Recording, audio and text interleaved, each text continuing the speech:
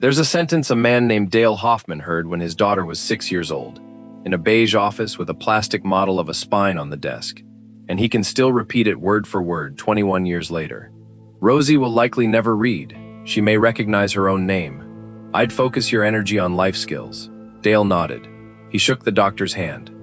He drove home in silence with his wife Janine in the passenger seat and Rosie in the back seat singing to herself about nothing at all, and he did not cry until he was alone in the garage with the door shut. Last spring, Dale stood in the back of a small-town library holding a paperback with his daughter's name printed across the front of it. 94 pages, her words, her name on the spine. I want to tell you what happened in the 21 years between those two rooms. Because it wasn't a miracle. It was slower and stranger and more ordinary than that. And that's exactly why it's worth your time. Dale Hoffman was 31 years old when Rosie was born, which felt old to him at the time and feels absurdly young to him now. He ran a commercial print shop on 3rd Street in Marion, Indiana. Hoffman Print and Copy, his father's business before it was his, with 2 big offset presses in the back that made the whole building shake when they ran. He'd grown up in that noise. He knew the smell of ink the way other people know the smell of their childhood kitchen. By the time he took it over at 28, he could look at a sheet of paper and tell you its weight by feel, and he could set type by hand, which was already a dying skill in 1993, and which he kept practicing anyway, because his father had taught him, and it seemed disrespectful to let it go. Janine worked at a dental office 3 days a week. They had a boy already, Tyler, who was 4 and loud and easy in the way. First children sometimes are. The house had a mortgage they could handle, and a driveway that needed sealing, and a life that, if you'd asked Dale about it at the time, he would have described as fine. He meant it as a compliment. Fine was what he'd wanted. Rosie was born on a Thursday in October. The delivery was ordinary. It was afterward, in the quiet stretch when the room had emptied out and a nurse was doing something with a chart she seemed reluctant to finish, that Dale noticed the temperature of the room had changed. A doctor came in and used the phrase, "some features consistent with," and then a word Dale had heard maybe 4 times in his entire life, and never in connection with anyone he knew. Down syndrome. There's a thing that happens to people in that particular moment that nobody prepares you for. Dale's first feeling wasn't grief. It was a kind of frantic, administrative panic. His brain immediately started making lists, calculating, trying to solve a problem before he'd even understood what the problem was. He asked the doctor 3 questions about her heart before he asked a single question about her. Janine was different. She'd asked to hold Rosie before the doctor finished the sentence, and she didn't hand her back for a long time. They didn't talk about it that night. They talked about the car seat, and whether Tyler should come to the hospital in the morning or after school, and whether the presses would run without Dale on Friday. 2 people avoiding one conversation by having 9 smaller ones. It was 3 days before either of them said the word out loud in their own house. The phone calls were the strangest part of that first week. Word travels fast in a town the size of Marion, and by Sunday, people knew. Dale's mother drove up from Kokomo and cried in the driveway before she came inside, which Dale found harder to take than anything a doctor had said.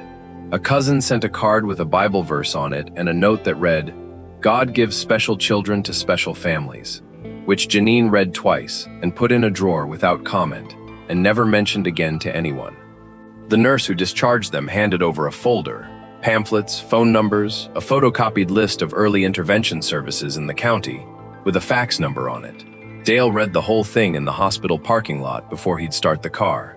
Janine sat beside him with Rosie asleep against her chest, and finally said, "Dale, she's 5 days old. Whatever's in there will still be in there tomorrow." He put it in the glove box. It stayed there for 11 months. Tyler, 4 years old, met his sister on the 3rd day and asked exactly one question about her, which was whether she was going to like trains. Told probably, he considered the matter settled and went back to his own business. Dale has said more than once that his son's total lack of ceremony about the whole thing was the first genuinely useful thing anyone did for him that week. The first few years were, in the way these things usually are, both harder and more ordinary than anyone had warned them about. There was the heart surgery at 7 months, a septal defect, common enough in kids with Down syndrome that the cardiologist described it almost casually, which did nothing for Dale, who sat in a waiting room for 5 hours with a cup of coffee he never drank. There was the early intervention specialist who came to the house twice a week. There were the milestones Tyler had hit without anyone marking them, which for Rosie became small municipal celebrations. Sitting up at 11 months, walking at 2.5, her first clear word at almost 3. The word was da. Dale has told exactly 2 people in his life how long he cried about that. What surprised him most wasn't the difficulty. It was how quickly the difficulty became the texture of regular life. You adjust. That's the part nobody tells you when they hand you the pamphlets. Within 18 months, the therapy schedule was just the schedule. The specialist appointments were just appointments. Rosie was just Rosie, a small, stubborn, wildly social person who laughed at things nobody else in the room found funny, and who had, from very early on, an unnerving habit of noticing when someone was upset before they'd said anything about it. The hard part wasn't the diagnosis. The hard part was other people's faces. Dale learned to read a stranger's expression from 20 feet away in a grocery store. He learned the specific pity smile, the one that isn't cruel, and somehow lands worse than cruelty would. He learned which relatives changed the subject when Rosie came up, and which ones asked real questions. He learned that people would talk about his daughter in front of her, using words like, "these kids," as though the fact that she processed language slowly meant she wasn't processing it at all. And Rosie noticed. That's the thing Dale would spend years trying to explain to people who assumed she didn't. She noticed everything. She just didn't always have the words to hand it back. She started school at 5, in a district that was doing its best with a budget that wasn't. She was placed in a self-contained classroom with 6 other kids and 1 aide, and by the second month, the reports coming home had a tone Dale recognized from the bank statements at the shop. Technically neutral, quietly discouraging.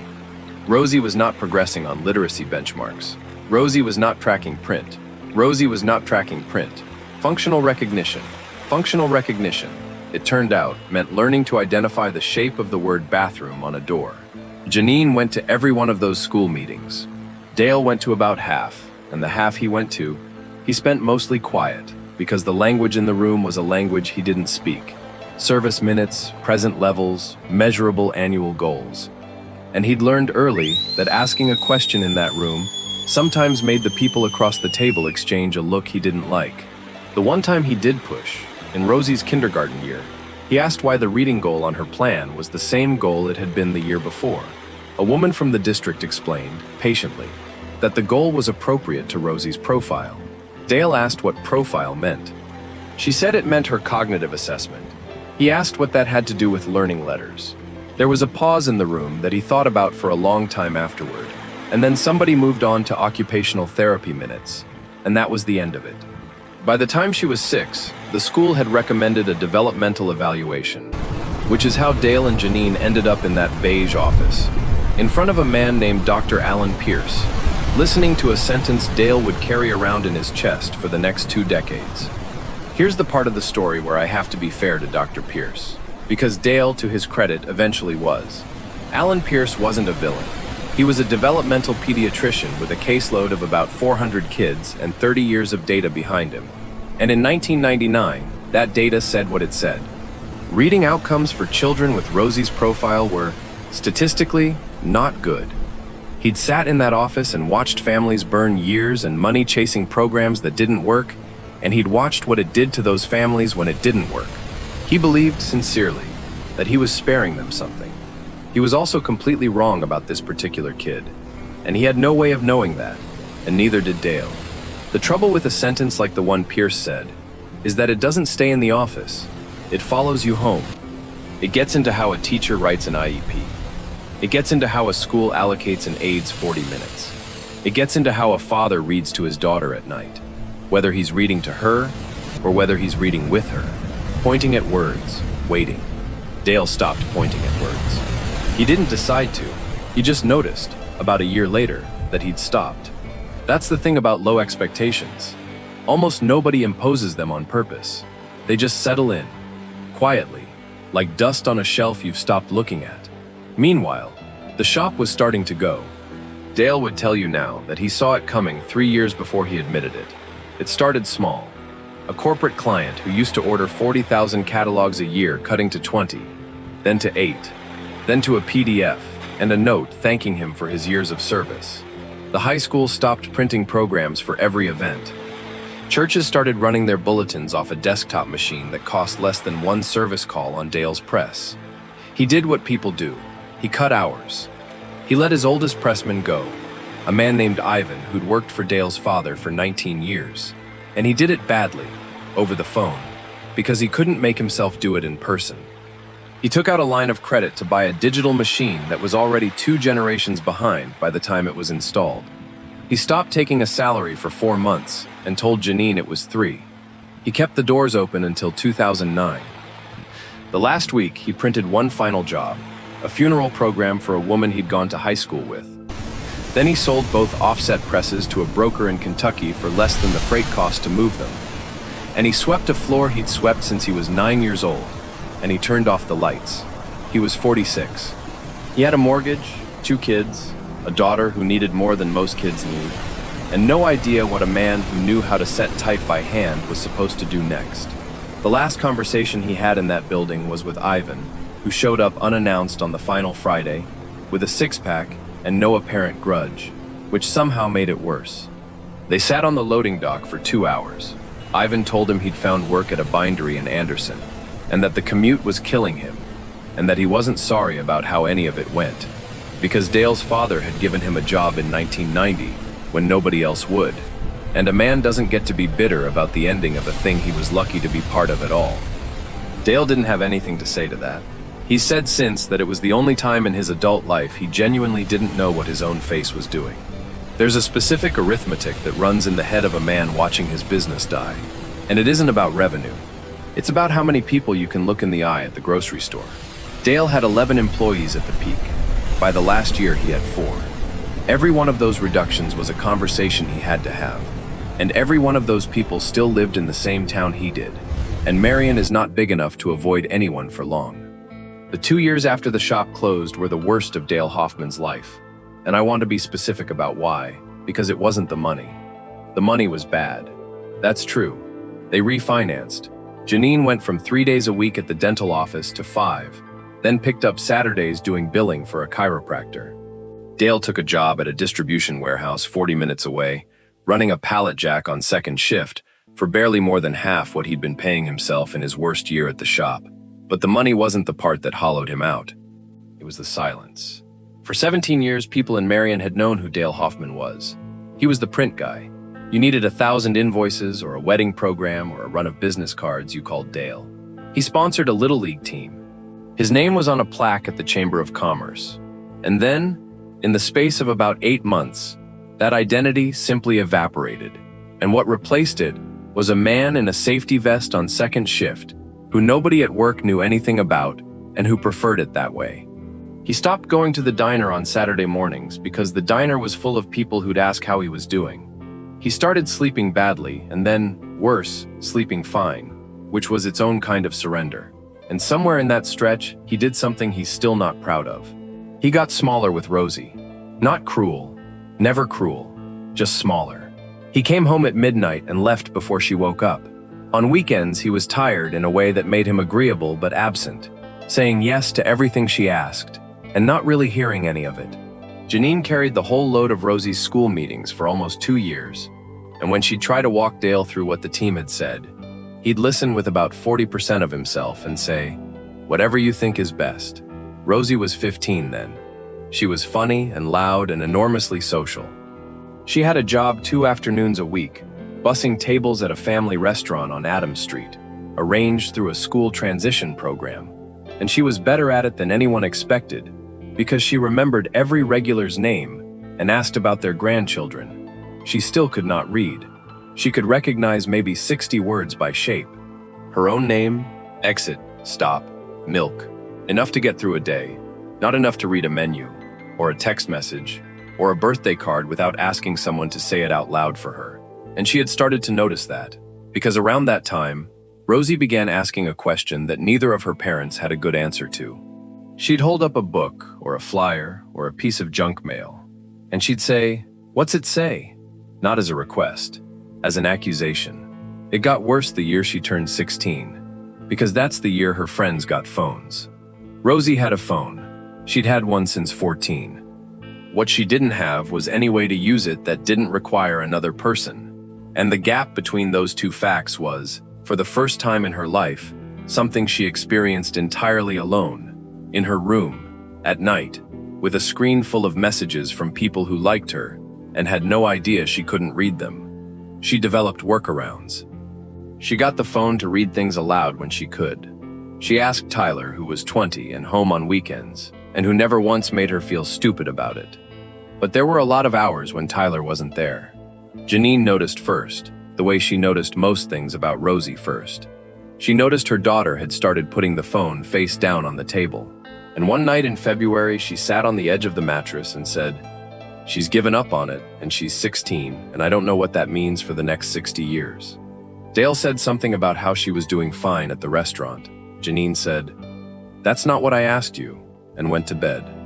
The woman who changed all of this did not set out to change anything. She was bagging groceries at a Kroger on Western Avenue when Rosie Hoffman first met her, and she was 67 years old. Her name was Nadine Whitaker. Nadine had spent 31 years as a reading specialist in a district 2 counties over, the kind of teacher who gets the kids nobody else can crack, who knows 14 different ways to teach the same sound, because some kid, somewhere, will need the 14th. She'd retired at 62, buried her husband at 64, and gone back to work at 65 for a reason she was blunt about with anyone who asked. Her pension covered her mortgage and her medication, and not much else. And she'd rather bag groceries than eat cereal for dinner. That's the part of late life reinvention nobody puts on a poster. Sometimes it isn't about purpose. Sometimes it's about a gap between two numbers. Rosie came through her lane most Saturdays with Janine. She talked to Nadine the way she talked to everybody, relentlessly, without any of the filtering that makes adult conversation efficient and boring. Nadine talked back to her like a person, which Rosie noticed immediately, because it happened to her less often than it should have. One Saturday, Rosie was holding a magazine from the checkout rack. She was frowning at it. She turned it toward Nadine and asked her question. "What's it say?" And Nadine, who had no idea about the beige office, or Dr. Pierce, or the IEP, or any of it, did something so automatic that she didn't register doing it. She put her finger under the first word and said it. Then she moved her finger and said the next one.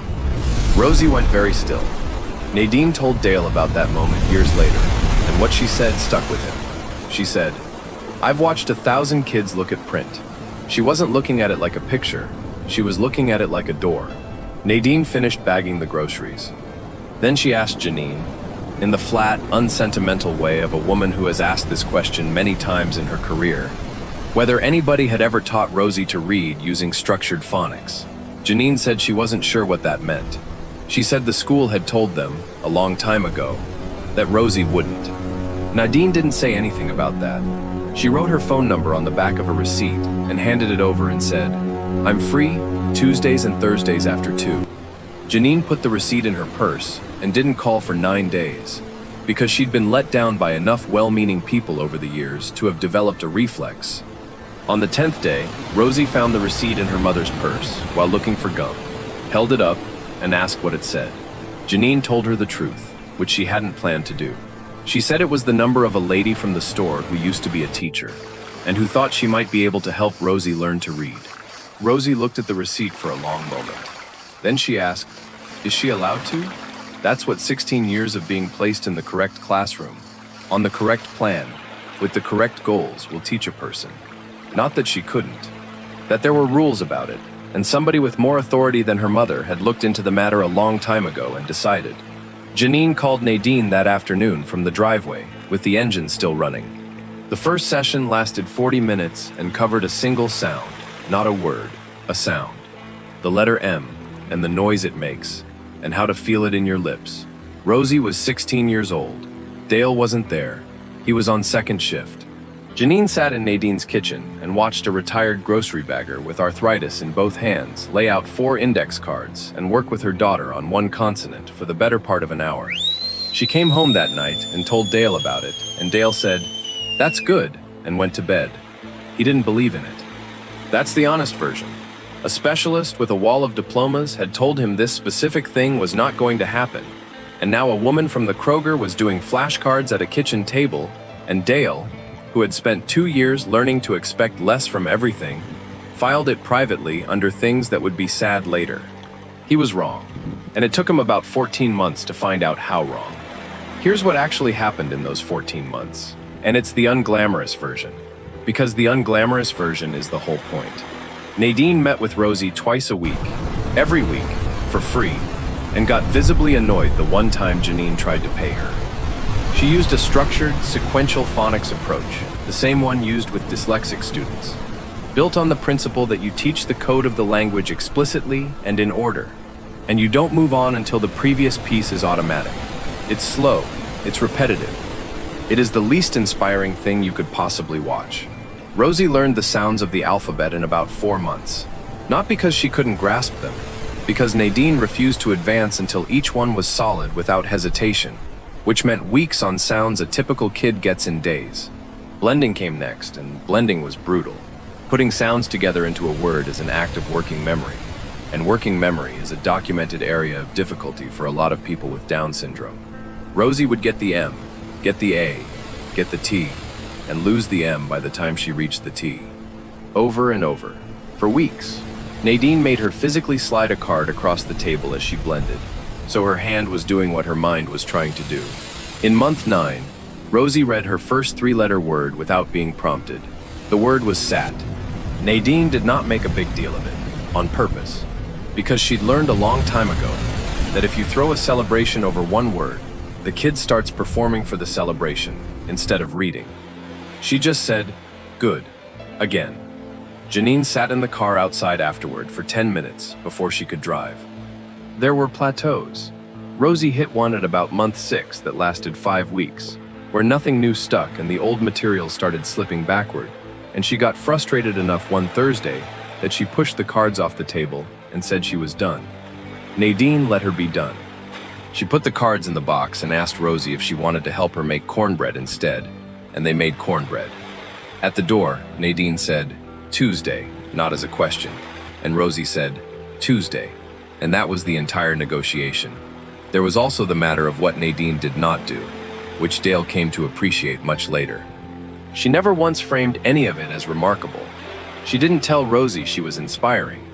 She talked to her the way she'd talked to 400 struggling readers before her, like a person with a specific technical problem that had a specific technical solution, which was going to take a while, and which they were going to work on until it was solved.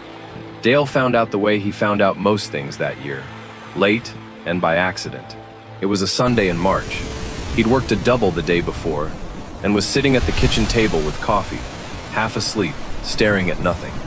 Rosie came in with the church bulletin from that morning, sat down across from him, flattened it on the table with both hands, and started reading it out loud. Not fast, not smoothly. She dragged a finger under each word and sounded out anything longer than 5 letters, and she got fellowship wrong twice before she got it right. She read 3 full lines. Dale did not say anything for a long moment. Rosie looked up at him, and this is the detail he always includes when he tells it. She wasn't looking for praise. She was checking whether he'd noticed. He said, "Read it again." She did. That afternoon, Dale Hoffman drove to a house on the east side of Marion that he'd never been to, knocked on the door of a woman he'd never met, and stood on her porch, not knowing what he was going to say.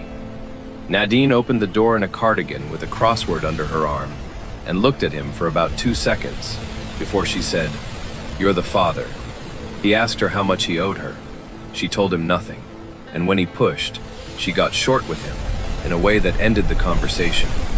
He'd learned later, from a neighbor, that Nadine was driving 35 minutes each direction to a literacy center twice a month to sit in on training sessions she was paying for herself, so she could stay current on materials for a student who wasn't paying her a dime.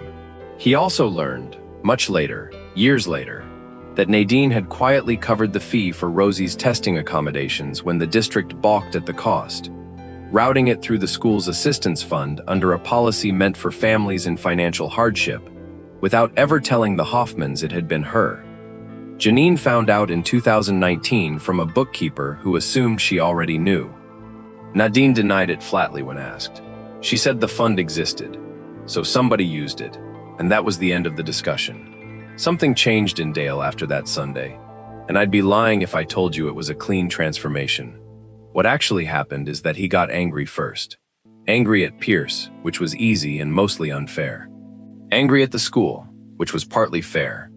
Angry at himself, which was completely fair, and which he sat with for a long time, because he'd had a daughter who wanted to read for at least 6 years, and he'd been in the garage, or on second shift, or just tired, and a stranger in a grocery store had been the one to hand her a door. He started going to the sessions. He couldn't make Tuesdays, but he made Thursdays, and he sat in a kitchen chair in the corner and watched a 70-year-old woman and a 17-year-old girl grind through consonant blends. He was not good at it at first. He asked too many questions during the sessions. He tried to help when Rosie was struggling with a blend, and Nadine put a hand up without looking at him, and he learned to keep his mouth shut. He learned that the silence while a kid works something out is not empty and is not yours to fill. And after about 2 months of watching, Dale started doing something at home on his own, quietly, without telling anyone, because he wasn't sure it would work either. What Dale started doing was printing.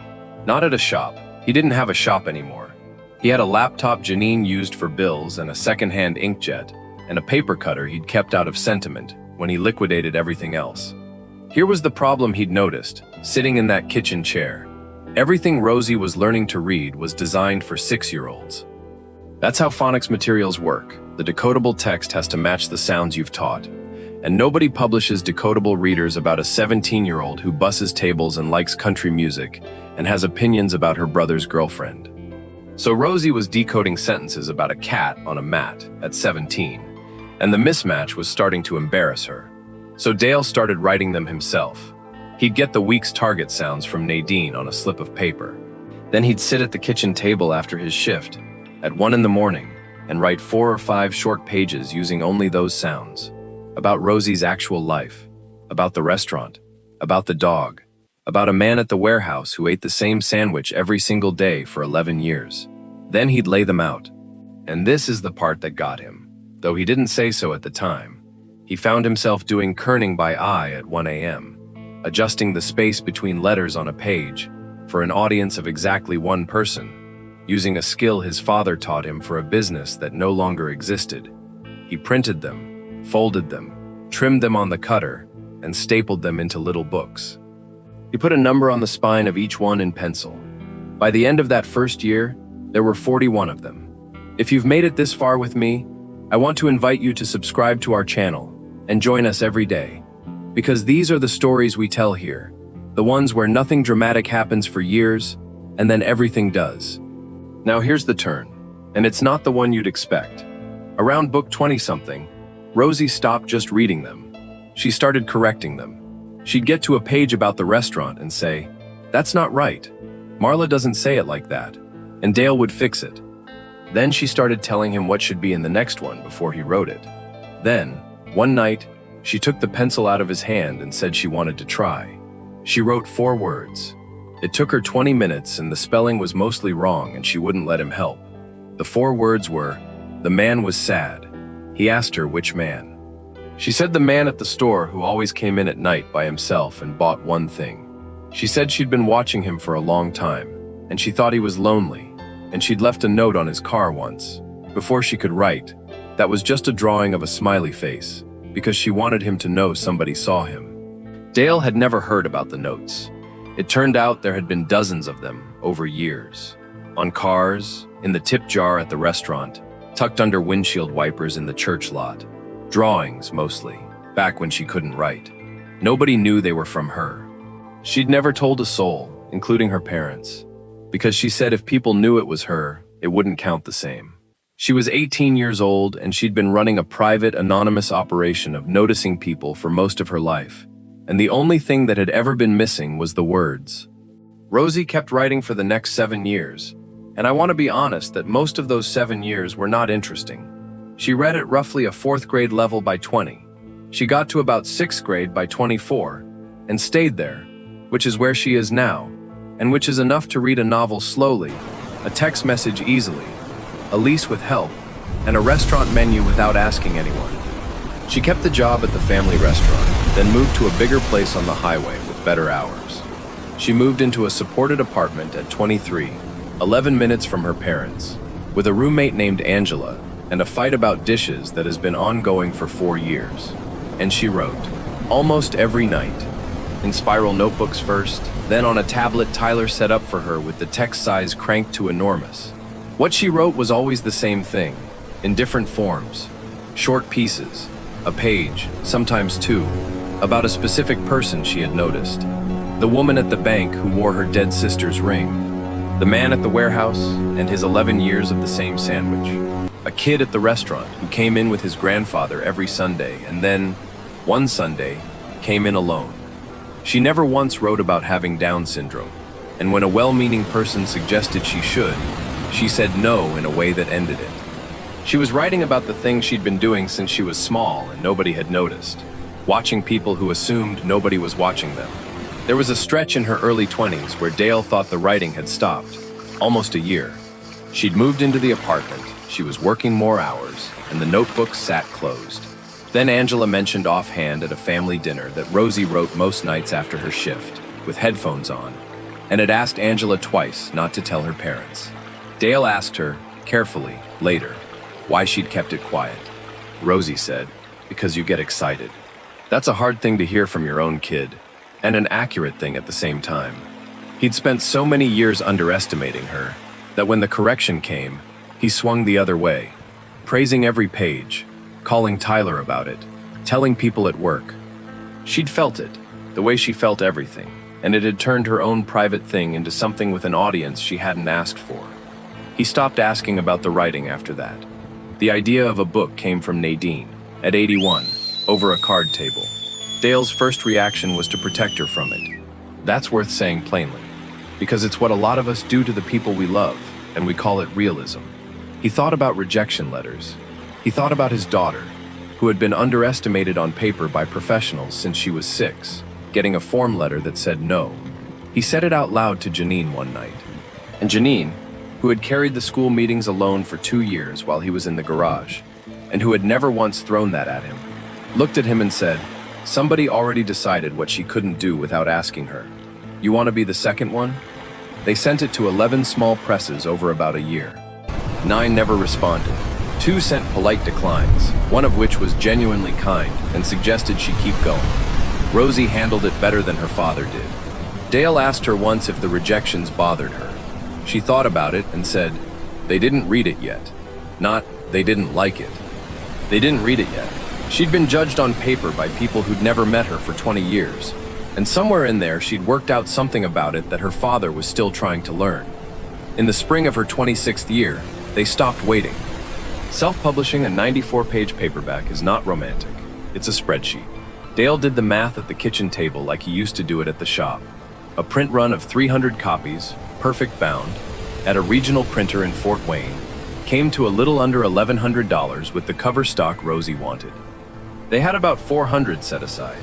Janine was prepared to put the rest on a card and be annoyed about it for 6 months.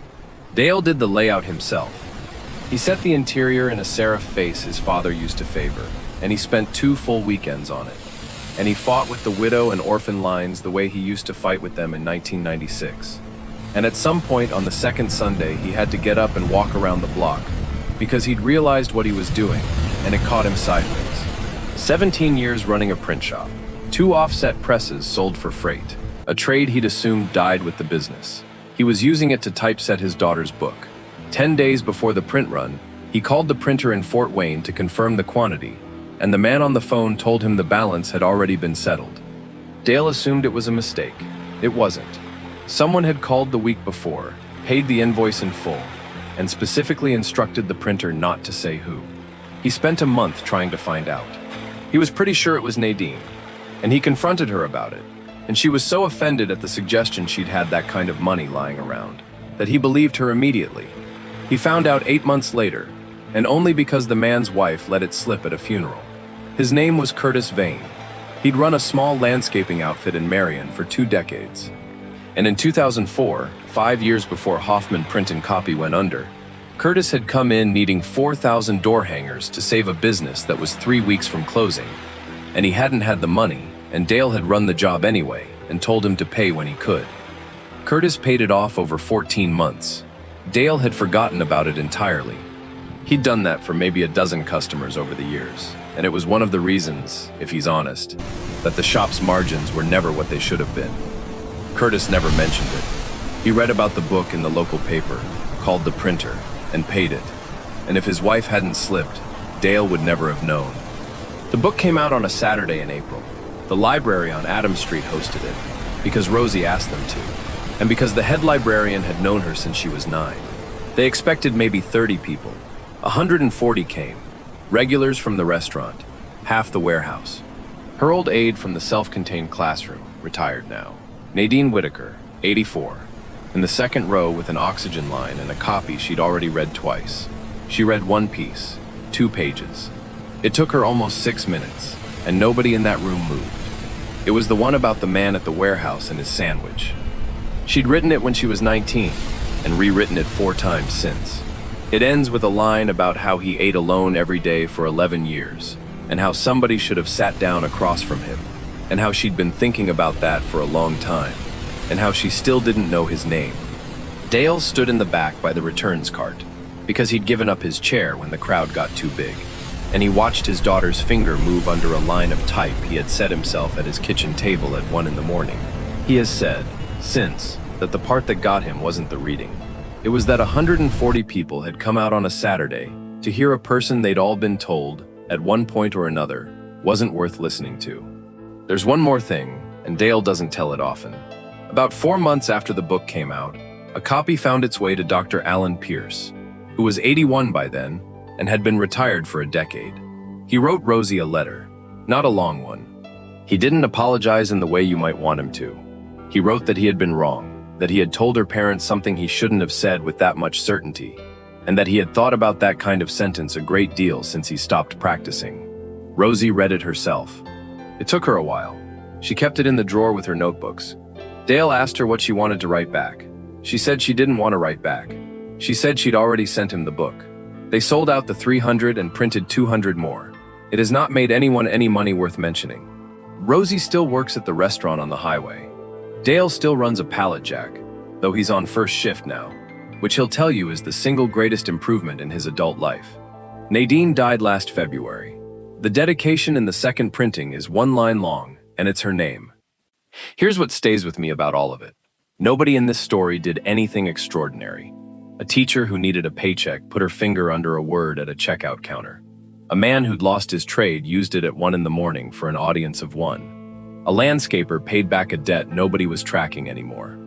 A girl who couldn't spell left drawings on windshields for strangers because she thought somebody should notice them. None of them were trying to change anything. They were just paying attention. 21 years between a beige office and a library on Adams Street. That's the actual length of it. Nobody tells you that part because it doesn't fit in a headline. But it's the only part that was ever true. Dale keeps one of the 41 stapled books in his nightstand. Number 17. It's 4 pages long. The paper's gone soft at the corners, and it's about a dog. He doesn't take it out often. If this one stayed with you, follow the channel. And if you know 5 people who need to hear a story like this today, send it their way. That's how we keep finding the right people. Tell me honestly in the comments, who told you that you couldn't? And tell me whose story you want to hear next. I read every one of them.